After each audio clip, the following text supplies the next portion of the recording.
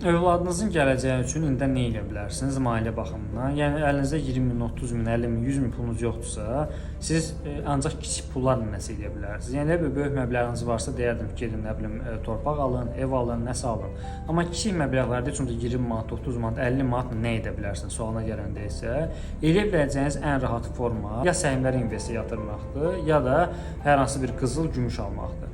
Bunlar niyə görə yaxşıdır? Çünki heç olmasa kiçik pullarla siz bunları eləyəndə gözünüzə böyük bir pul kimi görsənmir, amma hər ay bu pulu yatırın. Heç olmasa misal üçün götürək 50 manat, qızıl, gümüş kimi deməli daşlar alanda bir də baxarsınız ki, müəyyən bir ildən sonra əlinizə kifayət qədər böyük büdcə yaranıbdır və övladınız da böyüdükcə, böyüyəndə indi o səhmləri satar özünə nəsə ala bilər, öz həyatını daha yaxşılaşdıra bilər və yaxud da o qızıl, gümüşü satar bir şey qazanar. Buna görə də övladınızın gələcəyi üçün yastığın altında pul saxlamaqdansa o pulu elə yerlərə xərcləyin ki, 5 ilə, 10 ilə, 15 ilə xərclədiyiniz yerlərdən sizə yaxşı pul gəlsin.